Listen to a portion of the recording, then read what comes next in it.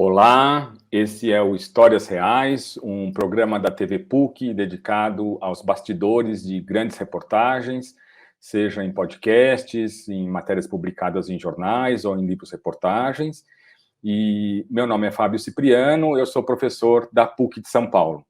Hoje o Diogo de Holanda não vai poder participar e a gente vai conversar com a Cristina Serra, que é uma jornalista de Belém, que já trabalhou em vários veículos, na Jornal do Brasil, na Rede Globo, na revista Veja. Atualmente ela é colunista do ICL Notícias e da Folha de São Paulo. E a gente vai conversar com a Cristina sobre este livro muito contundente, Tragédia em Mariana, que ela publicou em 2018. Boa tarde, tudo bem, Cris? Oi, Fábio, boa tarde, é um prazer estar aqui e poder conversar com você. Obrigado por estar aqui com a gente. Bom, o seu livro, quando ele foi publicado, né, como eu falei, em 2018, Tragédia em Mariana, a história do maior desastre ambiental do Brasil.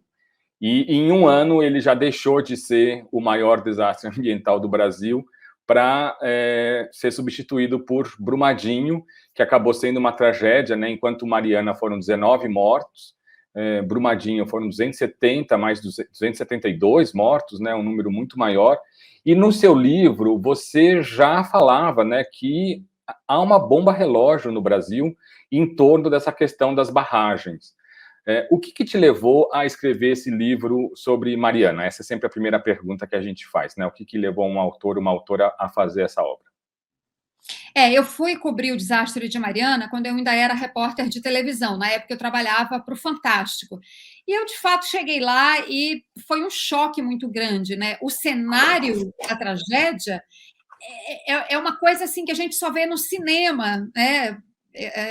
E acha que aquilo não é real. Então, realmente foi uma coisa que me chocou muito, né? A magnitude daquele desastre e os impactos sociais, humanos e ambientais. Assim que eu cheguei, eu fui do povoado de Bento Rodrigues, que foi o primeiro a ser completamente destruído. Eu fui seguindo o caminho da lama quase até o final. Eu fui até Governador Valadares no primeiro momento, né? Depois, para escrever o livro, eu voltei e refiz esse caminho inteiro e fui até a foz do Rio Doce, no litoral do Espírito Santo. Então, você pensa num cenário dessa tragédia ao longo de 660 quilômetros, que é a distância entre a barragem e a foz. Por onde você passa, você vê destruição. Então, realmente, aquilo me impactou muito. Eu falei, vou escrever um livro, isso precisa ser aprofundado. Eu percebia que eu precisava mergulhar na explicação para aquele desastre, né? Não era um desastre assim natural, uma coisa que aconteceu, um tremor de terra que levou ao colapso da barragem. Havia responsabilidades a serem investigadas, decisões que a empresa tomou, né, que colaboraram decisivamente para aquele desastre, né? Decisões, por exemplo, que a empresa deveria ter tomado na área de segurança de barragem, que ela não tomou. Então, eu precisava explicar isso. Eu falei, isso aqui exige um mergulho muito grande e só um livro, eu acho, que dará conta de explicar de fato o que aconteceu. Foi por isso que eu decidi escrever o livro. Legal. Eu acho que o seu livro ele é muito contundente, porque, por um lado, ele conta histórias particulares, né? Então, ele fala da morte do químico Marcos Aurélio Pereira Moura e da sua mulher, da Lira, que é uma história muito triste, que depois você pode contar brevemente, mas você também contextualiza, que eu acho que esse que é o essencial, né? Não ficar só falando sobre histórias que sensacionalizariam, digamos assim, todo esse drama, mas que mostram, né, o contexto dessa história, e aí a gente percebe como a Samarco foi negligente, de fato, com vários sinais que foram dados. Né? Como que é fazer uma reportagem tão ampla, né, que vai desse lugar microscópico de contar uma história particular para uma investigação tão grande, né? Quantos documentos você acessou? Quanto tempo você gastou? Como que é para trabalhar com um material tão grande? É um desafio enorme, né? Realmente, eu vou te ser bem sincera, tinha horas que eu olhava para aquela quantidade absurda de material, de relatórios que eu tive que ler, de documentos, de entrevistas que eu tive que fazer, e eu dizia, meu Deus, eu não vou dar conta disso aqui, é muita coisa. Mas aí você vai com o tempo, você me perguntou, eu diria que no total. Bom, o Desastre foi no final de 2015, o livro saiu no fim, ele saiu publicado, perdão, no Sem fim de problema. 2018, mas eu entreguei para a editora no primeiro semestre de 2018. Então, digamos, eu fiquei 2016, 17 e um pedacinho de 2018 trabalhando, apurando, escrevendo. 2 anos e uns quebrados, né? Digamos assim. E nesse processo, você vai elaborando isso tudo na sua cabeça e vai encontrando o caminho para escrever o livro. E foi aí que eu fui, nesse processo de amadurecimento, eu vi, bom, tem um lado aqui investigativo, muito profundo, que é o que explica as causas desse desastre, né? O processo de licenciamento é cheio de problemas, de suspeitas, a construção da barragem cheia de problemas do ponto de vista da engenharia, e depois o monitoramento e as questões de segurança da barragem mal administrados, digamos assim, pela Samarco, né? Isso forma, então, um conjunto da história da barragem. Esse é um aspecto. Agora, o outro que você mencionou, que para mim é muito importante e fundamental, é o aspecto humano. Eu teria que contar as histórias das pessoas que morreram, porque é isso que aproxima esse desastre do leitor. Ele precisa se identificar. Ele precisa saber que talvez fosse ele naquela situação, ou um parente dele. O caso que você mencionou do Marcos Aurélio, um químico, veja, ele é um trabalhador de uma empresa de produtos químicos de São Paulo que fornecia produtos para a Samarco. Então, uma vez por mês, ele ia levar os produtos e fazer os testes, né? Você vê o alcance desse desastre, ele vai muito além do que a gente imagina num primeiro momento, né? Então, uma pessoa de São Paulo, perdão, morreu, né, com essa história dramática de justamente no dia, uma vez por mês, ele ia à barragem, justamente naquele mês, né, de novembro de 2015, no dia que ele foi o dia que aconteceu o desastre. E a viúva dele, a Lira, conta essa história realmente de uma forma muito comovente, porque é uma história linda, uma história de amor que eles tinham vivido, muito bonita. Por isso que eu digo, quando você conta essas histórias, você aproxima o desastre ainda mais do leitor que pode se ver representado naquela história. Por isso o livro tem essas duas vertentes muito fortes, a humana, a investigativa e também, claro, a ambiental, que é muito importante. Claro. Agora, tem um aspecto que eu acho super importante e que você faz o uso desse aspecto no livro, e a gente tem visto isso de forma recorrente, especialmente em textos de mulheres, que é o uso da primeira pessoa, né? Eu acho que é muito bom no capítulo 7, quando você conta como foi você ter ido pelo Fantástico para lá, a sua experiência, a situação com a Samarco, coisas que antigamente a gente dizia que devia se evitar no jornalismo, a primeira pessoa do jornalista, que a gente devia ter um certo distanciamento, e eu acho que essa nova vertente ela tem muito a ver, de fato, com uma questão da quantidade de mulheres que estão participando e que estão, de fato, trazendo, né? A Conceição Tavares, ela fala sobre escrevivências até, né? Existe um termo que é muito bonito para falar sobre isso. Queria que você falasse um pouco sobre essa decisão de se colocar no seu trabalho, no seu livro. Você tem razão. De fato, no jornalismo isso não é comum, absolutamente. Mas eu achei que no livro eu poderia me permitir ser também, de uma certa forma, um personagem, ainda que ausente, né? De uma certa forma, não ausente, mas distanciado, né? E é claro que essa distinção precisa ser feita, porque eu não sou uma vítima, né, daquela tragédia. Eu estou contando a história das vítimas, né, dos sobreviventes e dos que morreram por intermédio dos seus parentes, né? Mas eu acho que eu tinha a importância do meu testemunho também era grande e precisava estar no livro, porque eu fui muitas vezes ali.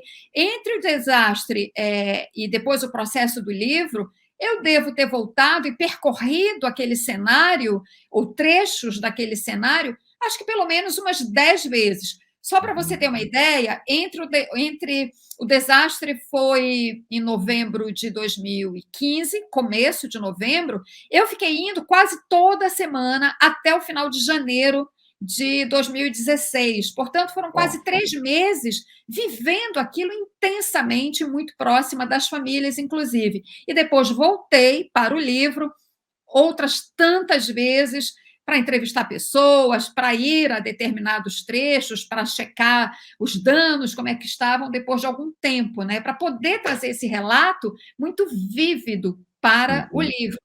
Então, assim, eu acho que o meu testemunho também trazia contribuições importantes, e aí, portanto, cabia essa primeira pessoa, que eu acho que a gente tem no jornalismo que usar com bastante parcimônia, mas eu acho que no livro realmente cabia. E eu quero crer que funcionou bem também para aproximar o leitor do trabalho do fazer jornalístico, né? Para que o leitor entenda, muitas vezes, né, como é difícil, em certas situações, a gente se colocar, a gente abordar as pessoas. Eu conto isso em alguns momentos, a dificuldade de falar com algumas pessoas, né? E de como a gente tem que ser respeitoso com uma negativa, com um silêncio, né? Isso aconteceu muito no livro, e eu conto isso. Eu acho interessante trazer também esse testemunho também para o leitor.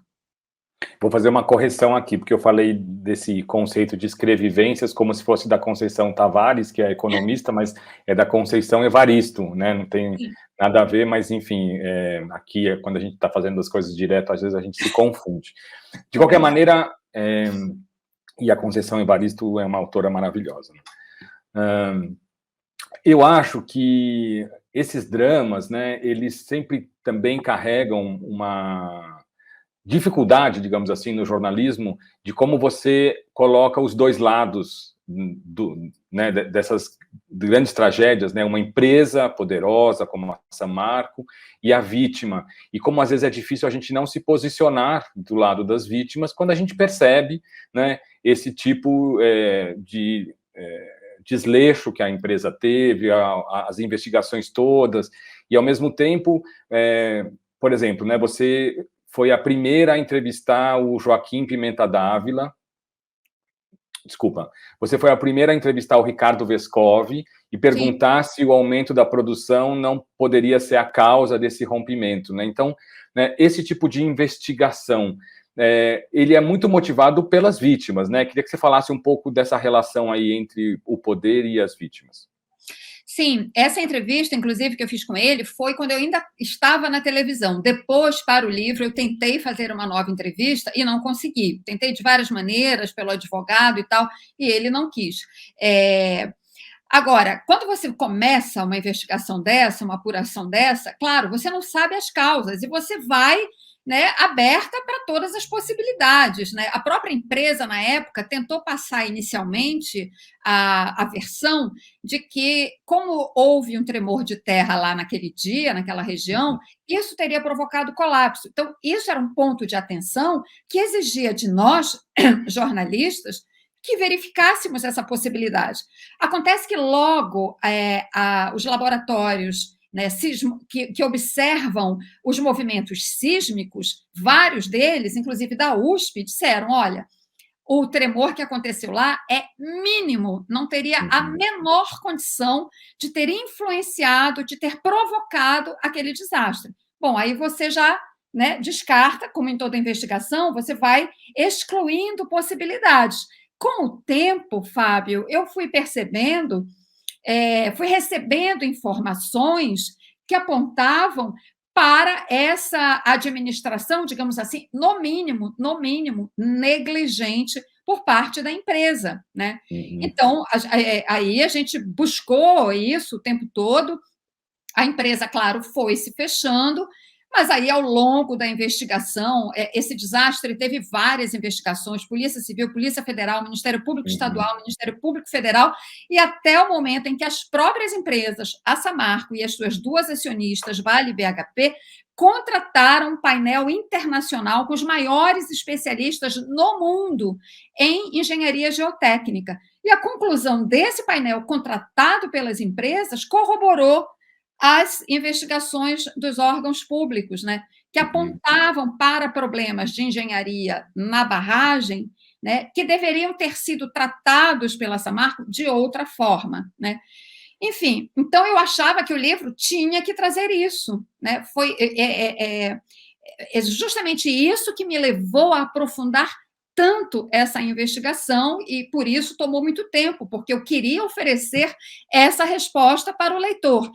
Eu falo no começo do livro que o jornalismo é feito muito mais de perguntas do que respostas, e é verdade, porque eu quero dizer com isso o seguinte: o livro não esgota o assunto, mas tem respostas ali que eram obrigatórias, que eu deveria trazer. Como jornalista, eu tenho essa obrigação, né? Claro. Agora, uma coisa importante que você mencionou como todo jornalista, né, você tem que apurar uma situação dessa, um desastre como esse, com muita objetividade, né, e oferecendo possibilidade a que todos aqueles que têm alguma responsabilidade nisso falem.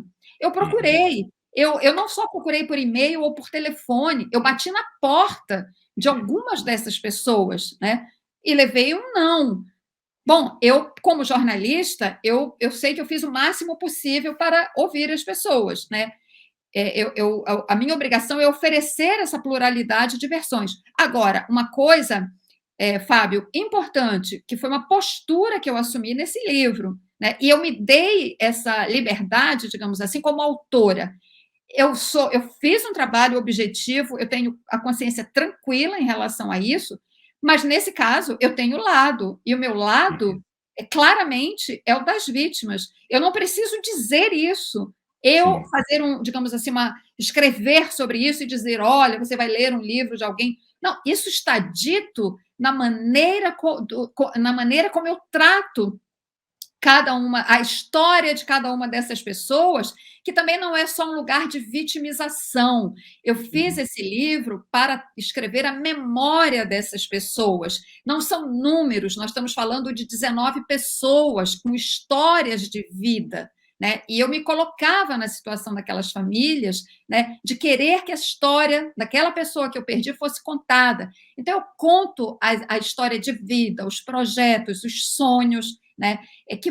Isso aí eu acho que é um pouco ir além da postura simplesmente da vítima, né? Mas é contar a sua história daquele cidadão e daquela cidadã, né, cujas histórias de vida foram abruptamente interrompidas por aquele mar de lama, né? Foi esse o meu propósito. Eu acho que isso é ter lado. E isso também é muito ligado à função essencial do jornalismo, que é ajudar na criação de uma memória coletiva, né, de apontar para histórias que poderiam ser apagadas, e eu acho que o seu livro é muito sobre isso. Essas famílias, né, que perderam seus parentes e com as quais você conversou, você voltou a falar com elas, elas conhecem o livro, como que é esse retorno para as pessoas, né, que passaram por esse sofrimento?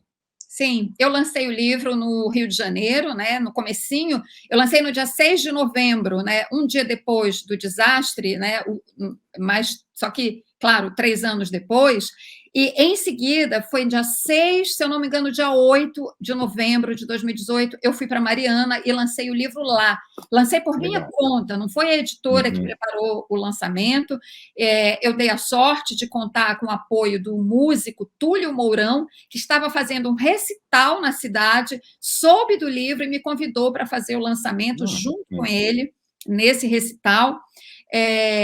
E aí, claro, eu avisei todas as pessoas que eu tinha entrevistado, das que moram em Mariana, e muitas delas foram. Foi um encontro absolutamente emocionante, porque é exatamente isso, eu queria devolver a elas, né, as suas histórias. Aquele livro é para elas. Claro que é para para os leitores de uma forma mais ampla, né, para que essa história seja conhecida, inclusive para que engenheiros estudem esse caso, e o livro, eu sei que eu fui chamada para dar palestra já em escolas de engenharia, em universidades, né? Na PUC aqui do Rio, eu já fui algumas vezes debater, imagina, eu debater com os engenheiros, mas eles acham, eu acho interessante que eles acham importante justamente o aspecto humanístico do livro, né? Que isso é importante para o trabalho deles também, né? Claro que do ponto de vista técnico eu não tenho nada a ensiná-los, mas enfim. Então, o livro tem esse aspecto, mas tem esse aspecto primordial de ser a memória. Como você falou, a memória coletiva daquelas comunidades afetadas, daquelas pessoas afetadas. E foi muito bonito ver isso, e as pessoas dizendo, se emocionando, né, folheando o livro na minha frente e vendo as suas histórias, né? Isso, para mim, já valeu ter feito o livro.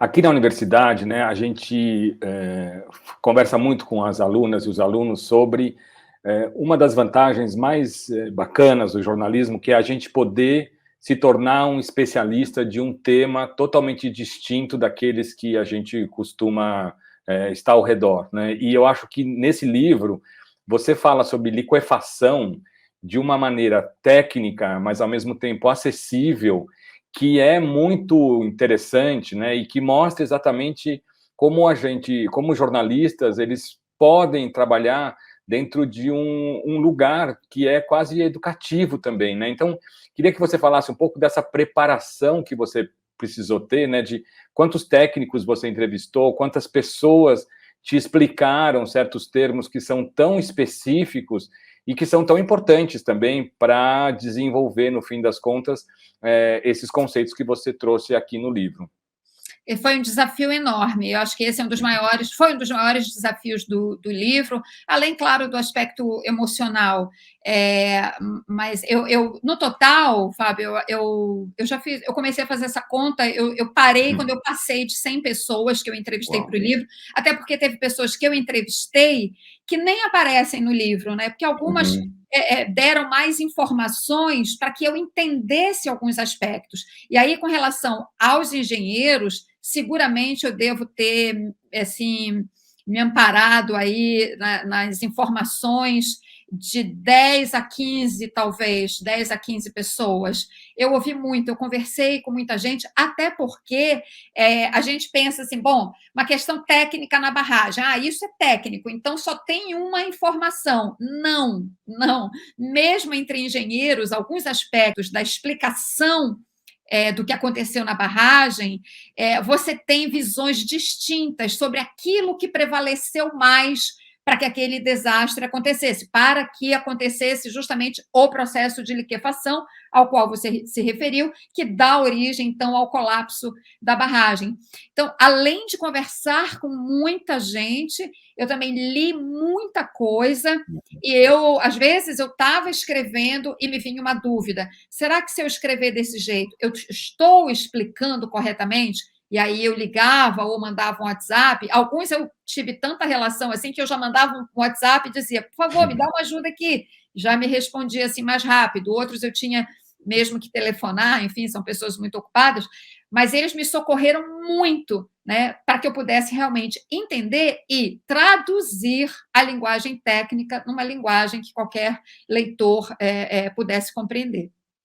Eu acho que o seu livro também traz, né, e isso é muito importante, a gente fala tanto que a justiça no Brasil não funciona, né, talvez ela também não tenha funcionado aqui ainda, mas o fato é que o Ministério Público, né, em Minas Gerais, ele fez um trabalho de investigação muito bom e você se valeu bastante dessas informações, né, então a gente às vezes, especialmente essa crítica à política, digamos assim, à justiça, que acabou arrasando o nosso sistema político e de justiça brasileiro, você mostra que não, que existem pessoas sérias dentro do Ministério Público que também investigaram. Eu queria que você falasse um pouco sobre isso aqui no programa.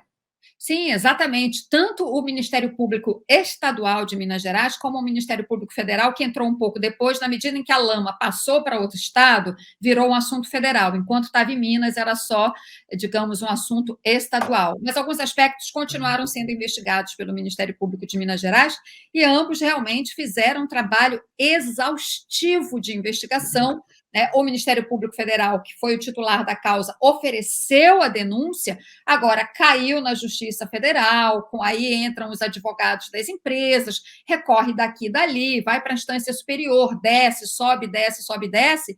Fato é que até hoje você tem pendências, né, com relação a indenizações e, sobretudo, com relação à reparação de danos ambientais. Na parte de danos das famílias e tal, tem acontecido, a Justiça Federal tem dado uns acordos, tem feito alguns acordos de reparação, aliás, muito questionáveis, né, que não contemplam, de fato, os danos ocorridos, mas alguma coisa tem sido feita, mas não resolve a situação. Tanto é que existe uma ação no Reino Unido, né, movida por vítimas lá da região da Bacia do Rio Doce, porque a BHP tem uma sede no Reino Unido, para que a justiça britânica se debruce sobre o caso. Não tem ainda uma decisão, mas existe uma tragédia, Fábio, para resumir, uma tragédia processual, né, com relação às indenizações devidas no caso de Mariana.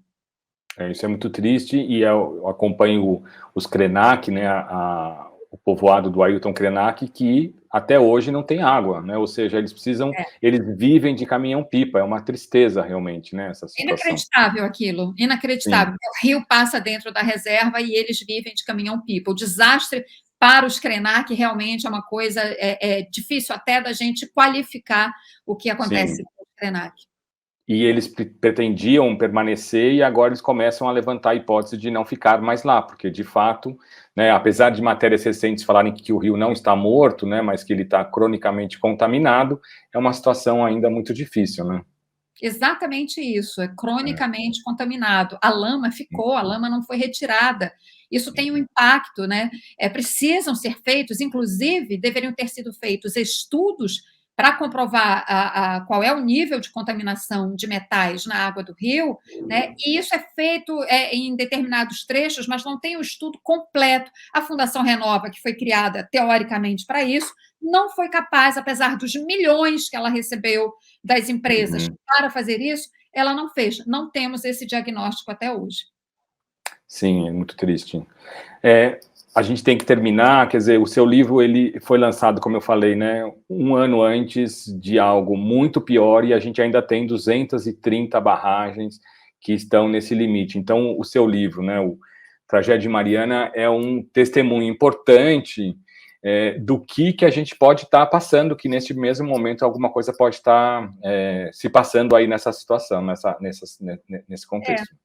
Rapidamente, para encerrar, nós temos, sim, várias barragens no estado de Minas Gerais em situação crítica, né? Foi feito esse levantamento, o Ministério Público tem falado sobre isso, há barragens que são verdadeiras bombas relógio, né? Então, são situações que a gente espera que, obviamente, não aconteça nada semelhante ao que já aconteceu em Mariana ou Brumadinho, mas há, sim, situações de muito risco no estado de Minas Gerais. Olha, super obrigado, Cristina, foi ótimo ter você e essa grande reportagem, né, esse trabalho de fôlego que revela, enfim, o que é o país que a gente está vivendo. Eu te agradeço imensamente, Fábio, é sempre bom poder falar do nosso trabalho e espero que as pessoas se interessem pelo livro e possam entender, né, a tragédia, né, o crime que aconteceu em Mariana. Muitíssimo obrigada pela oportunidade. Obrigado, Cristina. Até a próxima, gente. Obrigado.